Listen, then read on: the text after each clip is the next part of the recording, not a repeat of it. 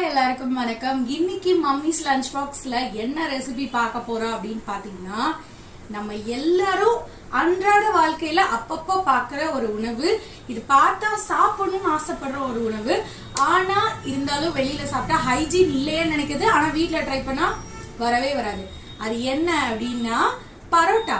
எப்படி பரோட்டா லேயர் லேயரா கடையில விற்கிற மாதிரியே செய்யலாம் அப்படின்னு சொல்லிட்டு எனக்கு தெரிஞ்சதை உங்களுக்கு நான் சொல்லி தர போறேன். வாங்க நம்ம பரோட்டா செய்ய போலாம். ஸோ பரோட்டா செய்யறதுக்கு ஃபர்ஸ்ட் நம்மளுக்கு தேவையானது மைதா. நீங்க வீட் பரோட்டா கூட செய்யலாம். எனக்கு என்ன ஒரு டவுட் ஒன்று இருக்கு ரொம்ப காலமா. அதாவது நம்ம பரோட்டா செய்யறப்ப மட்டும் இது நாட் ஹெல்தி அப்படின்னு சொல்றாங்க.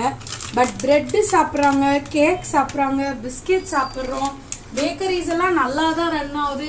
ஆனா ஏன் பரோட்டாக்கு மட்டும் இப்படி சொல்றாங்கன்னு யாராவது தெரிஞ்சா கமெண்ட் செக்ஷன்ல சொல்லுங்க. இப்போ 1/2 கிலோ மைதா மாவு, தேவைக்கேற்ப உப்பு,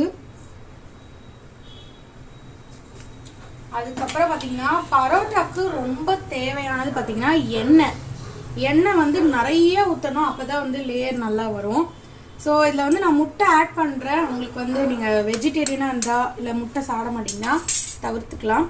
கொஞ்சம் சாஃப்ட்னஸ் வரணும் அப்படின்றதுக்காக 1/2 கிலோ மாவுக்கு ஒரு முட்டை கரெக்டாக இருக்கும்.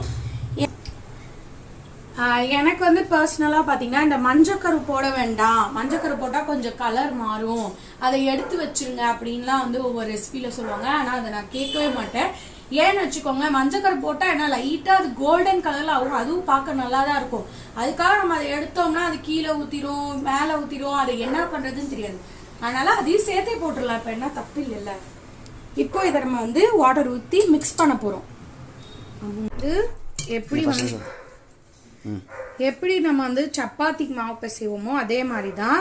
பட் உங்களுக்கு கோதுமை மாவில் எண்ணெய் ரொம்ப ஒரு மாதிரி அப்பிடும். கொஞ்சம் நீங்கள் எக்ஸ்ட்ரா போட்டினாலும் எண்ணெய் நிறையா இருக்க மாதிரி இருக்கும். மைதா எண்ணெய் குடிச்சிற மாதிரி இருக்கும். நீங்கள் எவ்வளோ ஆயில் போட்டாலும் அதை அப்சர்வ் பண்ணிகிட்டே இருக்கும். ஸோ அதனால தான் நம்ம வீட்டில் பரோட்டா செய்ய யோசிக்கிறாங்க. இப்போ நான் ஆயில் ஊற்றுறேன். Any oil. நீங்கள் கடலெண்ணெய் ஊற்றணும், நல்லெண்ணெய் ஊற்றணும் அப்படிலாம் கிடையாது. எனக்கு தெரிஞ்சு கடலெண்ணெய் நல்லெண்ணெய்லாம் வேண்டாம். அதுக்கு பதிலாக நீங்கள் நார்மல் ஆயிலே யூஸ் பண்ணிக்கலாம். ஒருவேளை கடலெண்ணெய் ஃபேமிலியாக இருந்தாலும் கண்டிப்பாக யூஸ் பண்ணிக்கலாம், தப்பு இல்லை. பட் நல்லெண்ணெய்லாம் அவ்வளோ ஃப்ளேவராக தேவைப்படாது.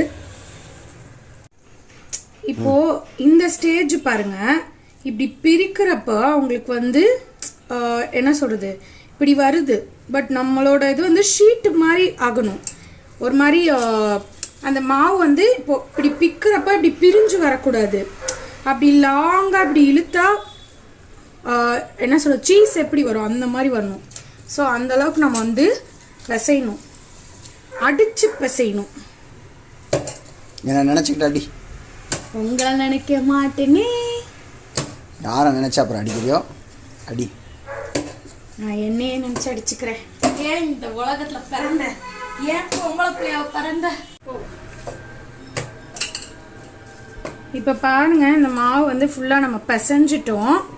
ஸோ இப்போ இது இப்படி விட்டோம்னா ஒரு மாதிரி இப்படி இப்படி வருது இல்லை, ஸ்டிக்கியா. அதுதான் நான் நான் உங்களுக்கு சொன்னேன். ஸோ அது மாதிரி ஸ்டிக்கியாக அது சீஸ் மாதிரி இப்படி இறங்கணும் மெதுவாக. உடனே புட்டுட்டு வரக்கூடாது. இப்படி எலாஸ்டிசிட்டி அந்த இது இருக்கிறதுனால தான் நல்லா பரோட்டா சாஃப்டாக வரும். இப்போ இந்த மாவை நீங்கள் ஒரு 1 மணி நேரம் 1.5 மணி நேரம் விட்டுணும், அப்படியே ஊற விட்டுருணும். அதுக்கப்புறம் நம்ம பரோட்டா மாவு பிசைய ஆரம்பிச்சிடலாம். பரோட்டா போட ஆரம்பிச்சிடலாம். இது எண்ணெயிலே ஊறணும் ஆக்சுவலாக பரோட்டா. ஸோ எண்ணெய் கம்மியாக சாப்பிட்ற மக்களே மன்னித்து கொள்ளுங்கள். லைட்டாக அது மேலே போட்டு ஊற வச்சிடணும், மூடி வச்சிடணும். சொல்லு. ஸோ இப்போ நம்ம பரோட்டாக்கு செகண்ட் ஸ்டெப் போகிறோம். ஃபஸ்ட்டு மாவு பிசைஞ்சு நம்ம ஒரு 1 மணி நேரம் கிட்ட ஊற வச்சாச்சு. எனக்கு தெரிஞ்சு 2 மணி நேரம் ஆயிடுச்சுன்னு நினைக்கிறேன். ஏன் அப்படின்னா இப்போ பார்த்தீங்கன்னா இது பீடாவா இது பேர் அப்படின்னு சொன்னார். எனக்கு பேர்லாம் தெரியாது. ஸோ அது மாதிரி இப்போது பரோட்டா பண்ண போகிறோம். அடுப்பு கிட்ட இருக்க இந்த இது இருக்குல்ல, மேஜை இருக்குல்ல, இதை ஃபுல்லாக வாஷ் பண்ணிட்டேன். நான் வாஷ் பண்ணி தொடச்சி ட்ரை கிளாத் வச்சும் தொடச்சிட்டேன். இப்போ பரோட்டாக்கு ஃபஸ்ட்டு இப்படி நீட்டமாக விரிச்சுக்கணும் மாவை. இதுக்கு மேலே கொஞ்சம் ஆயில் ஊற்றிட்டு அதுக்கு மேலே கொஞ்சோண்டு மைதா மாவு. இப்படி பண்ணால் நம்மளுக்கு லேயர் வந்து நல்லா கிடைக்கும். ஸோ நம்மளால் வந்து இந்த கடையில் போடுற மாதிரி வீச முடியாது. ஸோ அதனால வந்து இப்படி ஒரு ஸ்டெப்பு. இதுக்கப்புறம் என்ன பண்ணணும்னா இதை வந்து இப்படி மடிக்கணும் விசிறி மாதிரி. எப்படி அப்படின்னா கடையில் இருக்க மாதிரி அப்படியே இது மாதிரி வருது தெரியுதா, அது கம் மாதிரி அந்த லேயர் எடுக்கிறப்போ. ஸோ இப்படி விசிறி மாதிரி மடிச்சுட்டு இதுக்கப்புறம் இதை வந்து இப்படி சுற்றிடணும். இதுக்கு பேர் பீடாவா அப்படின்னு சொன்னார், எனக்கு தெரியாது. இதை வந்து இப்படி ஒரு இன்னொரு பாத்திரத்தில் வச்சு இதில் வந்து எண்ணெய் கொஞ்சம் ஊற்றிடணும். கொஞ்சம் எல்லாமே ஒரு 4-5 பீஸ் போட்டக்கப்புறம் இது மேலே எண்ணெய் ஊற்றி அதை திரும்பி ஊற வைக்கணும். அதுக்குள்ளே நம்ம வந்து குருமா குழம்பு வச்சிடலாம். ஓகேவா? ஸோ இதில் வந்து இன்னொரு மெத்தட் இருக்குது. இப்போ நான் முன்னாடி சொன்ன மாதிரியே இப்படி வந்து விரிச்சுக்கலாம் நம்மளோட மாவை. அதுக்கப்புறம் பார்த்தீங்கன்னா அதே மாதிரி சேம் இதில் வந்து கொஞ்சம் இந்த மைதா மாவை இப்படி தூவிட்டு அதை இப்படி மடிக்கிறது கஷ்டமாக இருந்தால் இப்படி வந்து கத்தியில் வந்து நம்ம வந்து குட்டி குட்டியாக லைன்ஸ் போட்டுக்கலாம். இது வந்து கொஞ்சம் நூல் பரோட்டா மாதிரி வரும்.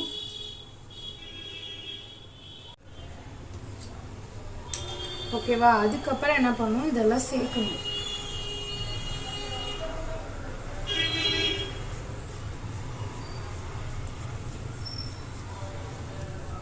அதுக்கப்புறம் இதை சுற்றி வைக்கணும். எப்படி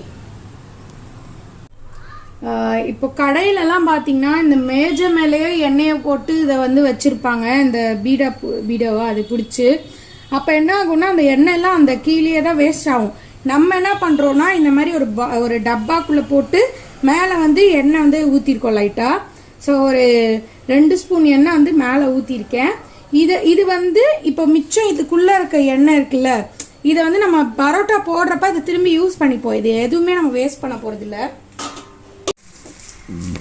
இப்போ இப்படி நம்ம பண்ணி வச்சுருக்கோம்ல, பரோட்டாவை வச்சு கையில் இப்படி ப்ரெஸ் பண்ணால் போதும். அடுப்பு சூடானோடனே இதை போடணும்.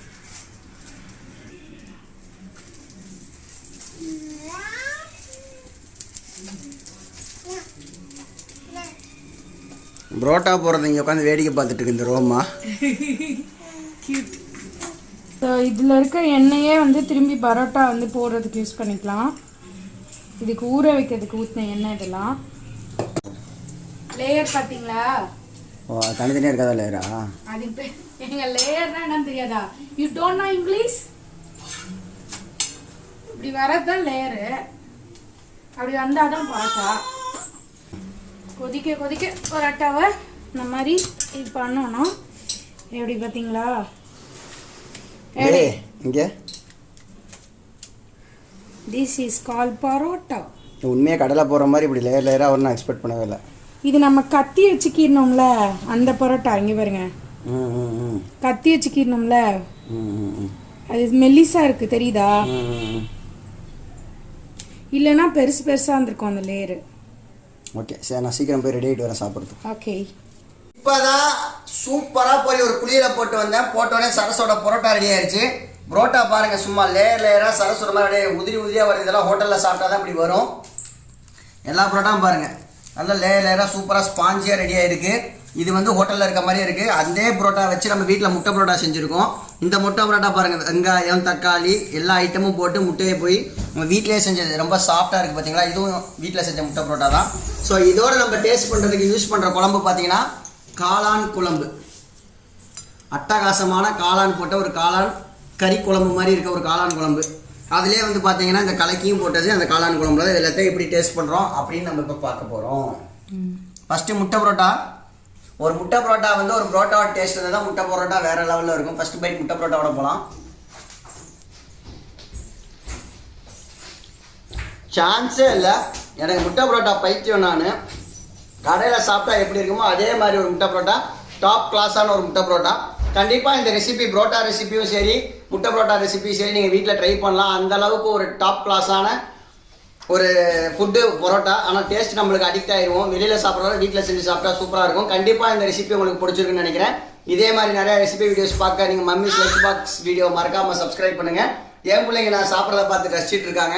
இதே மாதிரி நிறைய இன்ட்ரெஸ்டிங்கான வீடியோஸ் உங்களுக்கு போஸ்ட் பண்ணிட்டே இருப்போம். மறக்காம மம்மிஸ் சாப்பிட விட்டு நீங்க லாஸ்டா இங்க வெறுப்பேத்தி சாப்பிடுறாரு அப்பா. So take care, bye bye, love you all. இன்னொரு ரெசிபி வீடியோவில் உங்களுக்கு சந்திக்கிறேன். உங்களுக்கு ஏதாவது ரெசிபி வேணாலும் சொல்லுங்க. இதை உங்க வீட்டில் ட்ரை பண்ணி பார்த்தீங்கன்னா எப்படி இருந்துச்சுன்னு மறக்காம கமெண்ட்ல சொல்லுங்க. Take care, bye bye, love you all. It's Vijay. Video எடுத்துருக்கு சரஸ்வதி விஜய், வேடிக்கை பார்த்துருக்குது and Roma Vijay. Bye by.